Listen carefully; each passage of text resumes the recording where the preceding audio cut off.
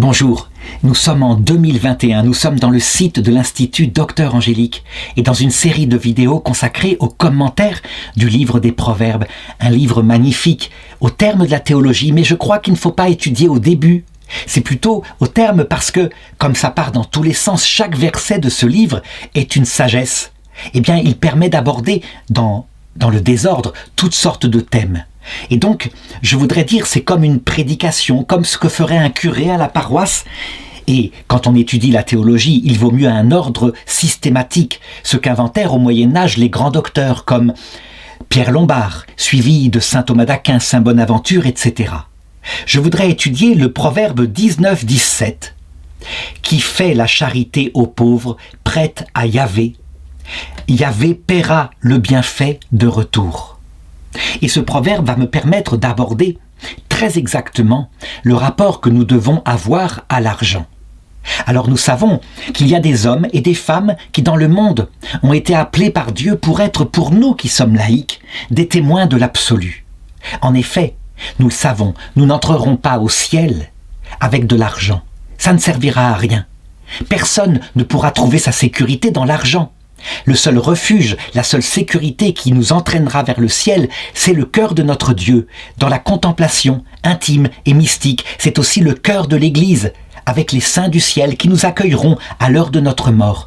Deux choses simplement nous emporterons avec nous dans le ciel, Dieu et notre prochain. Et deux qualités intérieures nous permettront de toujours vivre avec Dieu et notre prochain. D'abord, l'humilité qui est comme un fondement, parce qu'il ne faut pas se regarder soi-même, et surtout planter sur ce fondement l'arbre de la charité, un arbre qui tire ses racines du ciel, de l'Esprit Saint, et qui nous fait aimer Dieu et jaillir en source d'eau vive vers le prochain. Donc voilà. Résultat, les moines et les sœurs sont là pour nous rappeler dans leur vie contemplative que c'est ça le but. Et pour nous rappeler à nous qui sommes dans la vie, à devoir travailler pour nourrir notre famille, qu'il ne faut pas s'attacher excessivement à l'argent. L'argent, tout le risque est là, c'est que ça donne de la sécurité, une apparence de sécurité. En réalité, ça ne donne une sécurité que pour notre corps et pour, évidemment, la survie matérielle de notre famille. Mais ça ne donne aucune sécurité pour la vie éternelle, c'est bien évident. N'empêche qu'il en faut. Et le risque que nous avons, nous, qui sommes laïcs, eh bien, c'est de devenir avares.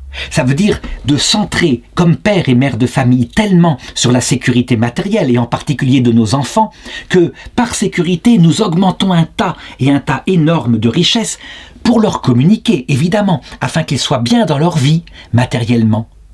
Et nous négligeons, évidemment, de leur donner les vraies valeurs. Donc, l'erreur n'est pas d'aimer l'argent, c'est de faire de l'argent la finalité de notre vie, alors qu'elle n'est qu'un moyen. Un moyen, c'est rien, c'est quelque chose qui est utile, mais pas plus que ça. Donc il faut en donner à ses enfants, mais pas trop tôt. Parce que les enfants doivent apprendre à travailler par leur propre vie, pour gagner leur travail. Sinon, s'ils ont tout qui est donné instantanément, alors qu'ils sont tout jeunes, quelle joie auront-ils plus tard à avoir construit leur vie? Donc, les moines ont cette utilité-là, nous rappeler qu'au ciel, on n'emportera pas cet argent, et même l'argent et l'or, et les diamants. Et tout cela, ce sera comme la poussière dans l'autre monde. Et il y aura, par contre, des richesses magnifiques que seront notre prochain. Chaque prochain étant dans la vision béatifique, donc étant à lui tout seul un paradis de lumière, qui vaudra 1000 fois plus à lui tout seul que tout l'univers tel qu'on le voit actuellement. Mais c'est vraiment étonnant, et c'est remettre les choses en perspective. Du coup, le Seigneur, qui lui vient du ciel, le Seigneur Jésus, qui nous enseigne cela, a une parole qui parfois peut sembler très très dure et très excessive, lorsqu'il dit en Luc chapitre 12, verset 33, « Vendez vos biens, donnez-les en aumône, faites-vous des bourses qui ne s'usent pas, un trésor inépuisable dans les cieux, où ni le voleur n'approche, ni la mite ne détruit, car là où est votre trésor, là aussi est votre cœur. » Alors, au cours de l'histoire, des grands saints, comme par exemple Saint Nicolas, ont pris cette parole-là vraiment à cœur, et ils l'ont pris définitivement. Ils ont vendu tous leurs biens, et Saint Nicolas est devenu le Père Noël, parce que quand il voyait une famille qui était pauvre, Par exemple, il y avait un père de famille qui n'avait pas de quoi marier ses filles. Eh bien, il prenait de sa fortune et il la faisait glisser discrètement, parfois par la cheminée où il la déposait par la fenêtre, et personne ne devait savoir qu'il avait donné. Et ainsi, il faisait le bien autour de lui. D'où la légende du Père Noël qui vient pour les enfants chaque anniversaire de la naissance de Jésus et qui dépose des cadeaux au pied du sapin.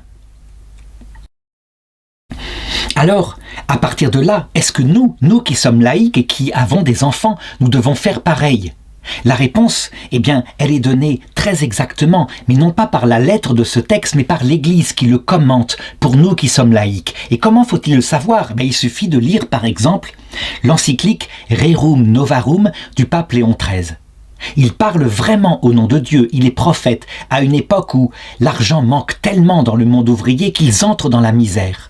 Alors que dit-il aux ouvriers ? Il ne leur dit pas « Vendez tout, passez-vous d'argent, le Seigneur vous nourrira, il fera tomber du ciel des poulets tout grillés, et vous irez très bien. » Non, il leur dit ceci « Vous devez mettre de l'argent de côté, l'épargner d'une façon ou d'une autre. » Et il ajoutait « Les patrons doivent créer, quand c'est possible, une assurance mutuelle où chaque ouvrier se verra prélever une petite part de son salaire de manière à ce que quand arriveront les jours de malheur, leur famille ne soit pas dans la misère. » Donc il leur disait d'épargner. Est-ce à dire qu'il sortait de l'Évangile, le pape Léon XIII ? Non. Parce que l'Évangile, pour ce qui concerne les laïcs, elle ne leur demande pas de tout vendre. Ils n'ont pas le droit. Leur devoir d'État, c'est d'élever leurs enfants. Mais elle leur demande, ce texte-là leur demande de ne pas s'attacher excessivement à l'argent pour en faire la finalité de leur vie, mais de le garder toujours comme un moyen, et simplement un moyen. Par contre, un moyen nécessaire, c'est leur devoir. Un père qui ne saurait pas nourrir ses enfants, alors que les païens eux-mêmes le font, et les oiseaux du ciel. Eh bien, ce père-là est indigne, et il méritera énormément de punitions quand il arrivera de l'autre côté, s'il a laissé ses enfants dans la misère, par la paresse par exemple.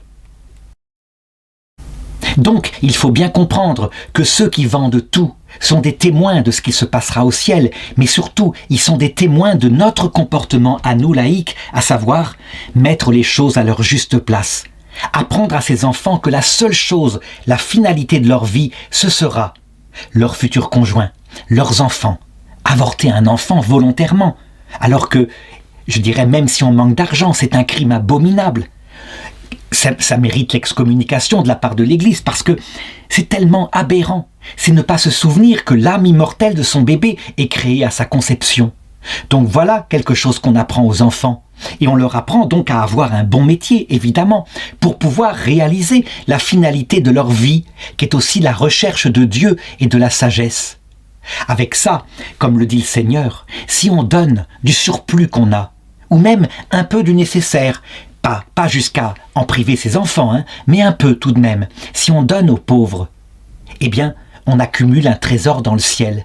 Et le Seigneur va jusqu'à dire que celui qui a fait ça, eh bien, lorsqu'il arrivera devant le Seigneur, là où il sera à nu et où il verra son propre péché, qu'il devra tomber à genoux en se rendant compte à quel point il a été tiède par rapport à ce qu'il aurait fallu faire devant un tel destin de notre Sauveur qui nous attend dans l'autre monde, eh bien, l'homme qui aura donné un peu verra des milliers de pauvres qu'il a aidés se faire son avocat devant le Christ et prier pour lui en disant « Oui, il avait des défauts, mais Seigneur, aie pitié de lui. Regarde, il nous a donné un peu alors que nous avions faim. » Et le Seigneur écoutera ces pauvres, parce que ces pauvres sont lui-même.